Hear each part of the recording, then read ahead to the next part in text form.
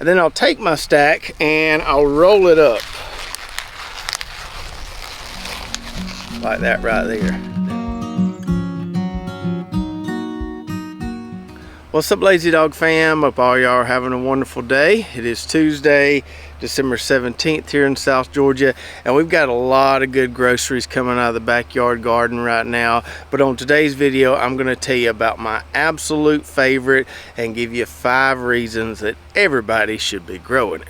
So if you watch a lot of our videos, you know that we love our greens down here. And as I told y'all in a video a few weeks back, my absolute favorite green to eat would be these Savannah mustard greens here. The taste of these is just absolutely superb.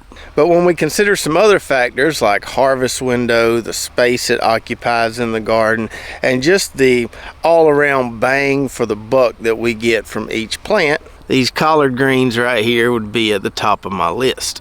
So if you sat me down at a table and put 2 bowls in front of me, a bowl of mustard greens and a bowl of collard greens, and said you could only eat one, I would probably pick these mustard greens here, giving them the slight edge over these. But if you told me I had very limited space in my backyard garden this winter and I could only grow one, I would definitely grow the collard greens over the mustard greens. So let's go through some reasons why anyone and everyone should be growing these collard greens, and I'll keep the list down to 5. That way we don't get too long-winded here. So number 1, collard greens are an absolute nutritional powerhouse. These things are loaded with vitamins, fiber, antioxidants, all kinds of things that are good for your body. And one of the great things about collard greens, as opposed to some of the other stuff we have ready in the cool season garden right now, these will fill you up. You can make a meal with just mostly collard greens. You ever eat a salad and then about, I don't know, 45 minutes to an hour later, you're hungry again? That's really not the case with these collard greens. You take you a little bit of pork, mix it in there, cook you a pot of these, eat you a nice big bowl of them, and you'll be full for a while.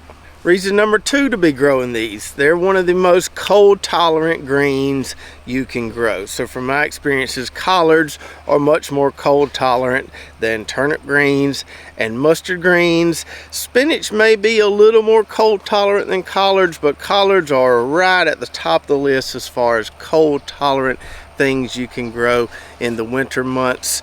I think one year when we got down to 17 degrees, I may have had some damage on my collard leaves, but that's the only time I can ever remember them being damaged by the cold down here.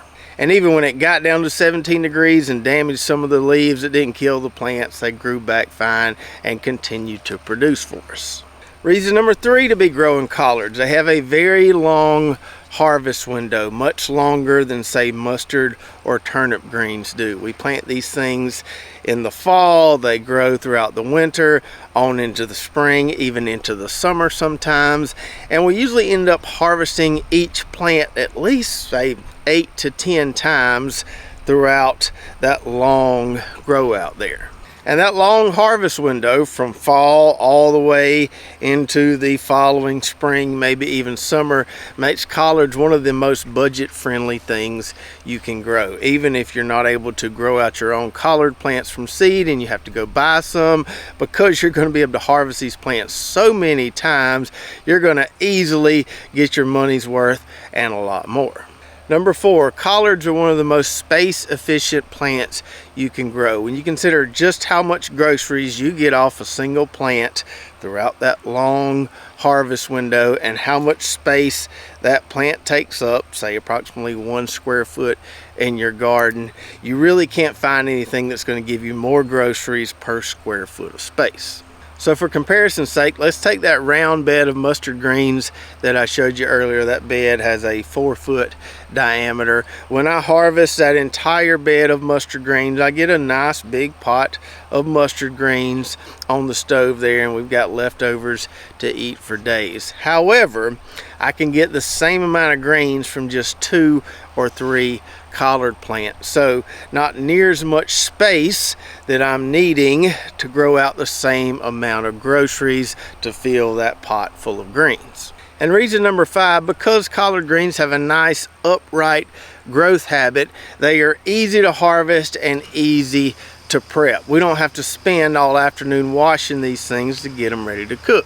Now when we do our first harvest on these, like we need to do with these flash collards later today, some of these bottom leaves may be touching the ground and may have a little bit of dirt on them, but most of these up here are clean as a whistle. And as these plants grow taller and taller, none of those leaves are touching the ground, so you really don't have to wash off a whole lot, just a light rinse. Even these ones that are touching the ground here, easy to wash off. You can see how the water beads up on those leaves right there, so not a whole lot is sticking to these leaves. It makes them really easy to clean and prep. So those are 5 good reasons to be growing collards. I could think of a lot more, but leave it at 5 today. And I guess one of the big kickers I should mention in all of this is whether or not you really like to eat these things or not. And if you're not a huge fan in the beginning, I completely understand. I didn't really like collard greens as a kid, but as I got older, they grew on me, and now I absolutely love them. And the great thing about collard greens, or any kind of green for that matter, it's kind of like a blank canvas. You can flavor these things however you want. You can use a little bit of pork or a little bit of bacon grease, or you can use a lot of bacon grease and really pack in the flavor there. You can add some vinegar to them. Sometimes my wife will add a little bit of sugar to the pot if they taste a little bitter to her. You can also add some hot pepper sauce in there. You can add a variety of things to flavor them up. If you're not a big fan of that slight bitter taste they can have sometimes, you can kind of dampen that a little bit and make these things taste however you want them to taste. So we've got a couple different varieties of collards growing right here. We've got the flash variety. This is a hybrid variety we've been growing for many years. One of the best performers for us. It always does well and sometimes makes it into the summer. One year it made it all the way through the summer and we had plants in the ground for longer than a year. And last year I planted this old-timey blue collard based on the recommendation of a viewer who sent me some seeds, and I had to grow it again this year. I think this variety goes by several names. You'll see an Alabama blue collard out there. I think it's the same thing as this old-timey blue collard. You can see there I've already harvested 4 of those plants, but I left one just so you can see how pretty these leaves are. And in comparing these two here, you can see the leaf size is pretty similar. We got that beautiful blue or purple veination on those, and the flash collards look pretty much like any other collard you would see at the grocery store. And as is the case with most heirlooms, I find that this old-timey blue collard variety, which is an heirloom, tastes a little bit better, is a little bit sweeter, just a little more flavorful than these flash collards. Now, nothing wrong with this flash collard here, but I think these do taste a little bit better. However, as is also often the case with many heirlooms, I won't get quite the performance out of these as I will these hybrids right here. So I had them both planted side by side last year, and the old-timey blue collard, the heirloom, was a little faster to bolt, wasn't quite as productive as the flash collard here. So you're always going to have that trade-off a lot of times when comparing heirlooms to hybrids. The heirloom may taste a little bit better, it may have a little more flavor. The hybrid may give you, more bountiful harvest and a little more consistency. Kind of the same thing when we compare heirloom to hybrid tomatoes. And similar to what we do with tomatoes, I like to grow both. I grow the heirloom and the hybrid. Love the flavor and taste of these heirlooms here. And if these things start bolting in, say, early spring when we get a nice warm spell, that's okay, because I've still got my hybrid collards that I know are usually going to grow all the way through the spring and still give me some nice production. So last night I cooked a decent sized pot of these blue collard greens here, and they were absolutely delicious. You can see my leftovers right here that I'm going to get into later today, and I'll kind of walk you through that process because we've got a lot of viewers all over the country. Some maybe didn't grow up eating greens, aren't as familiar with how to cook them. So as I told you earlier, it doesn't take many collard plants to give you a nice meal. Yesterday I harvested 3 bags like this right here of those old-timey blue collards from those 4 plants you saw earlier, and I only used 2 bags last night. That was enough to give me a decent pot of greens. Still got 1 left here that we'll share with someone. So once you've got your collard leaves like this, just give them a little rinse in the sink. You don't have to wash these things like crazy because they're usually not that dirty. Once I rinse them off, I'll stack all the leaves on top of one another like that. Usually have me a nice little stack there before I start cutting. And then I'll take my stack and I'll roll it up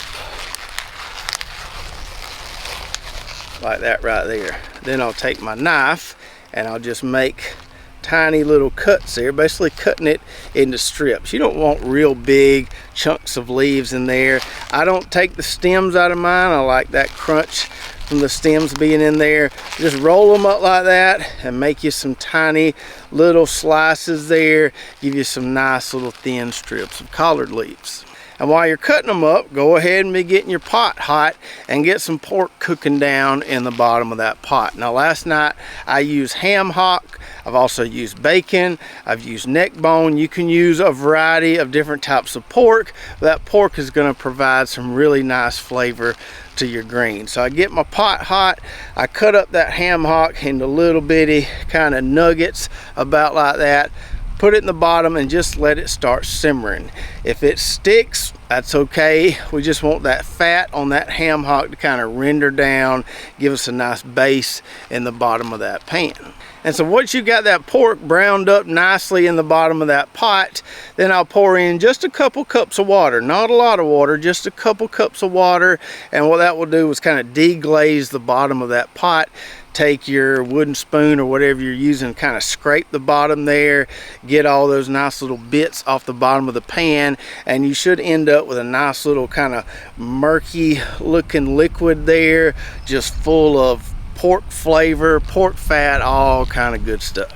Then you start adding your greens, and they're probably not all going to fit in the pot at one time. So you just fill the pot up with greens. You've got about that much water in the bottom. Put a top on it and let them start wilting down. And as that first addition of greens wilts down, then you can add more greens on top of it and just keep adding and adding until you feel like you've got enough there, and just let them kind of steam down and wilt down in that pot there. Once they've all wilted down a decent bit, then I'll add enough water just to barely cover the greens. Sometimes I'll use chicken stock if I have it. Sometimes I'll just use water. Don't need a ton of water, just enough to cover the greens. And then you just let those greens simmer until they're tender. Much like when you cook a big old pot of chili, it gets better the longer it sits there on the stove and simmers, because all those flavors start working together. Once they're tender, you can give them a try. Feel like you need more pork flavor, you can always add in a spoonful or two of bacon grease. Some people add a little bit of sugar. You can add some vinegar, you can add some peppers, spice it up. Feel free to add whatever you like.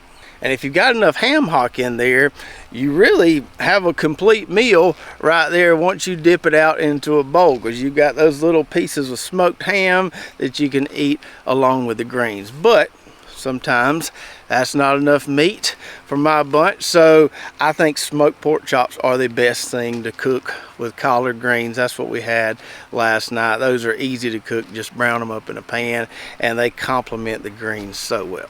So hopefully you're already growing collard greens and I just made you hungry for a batch.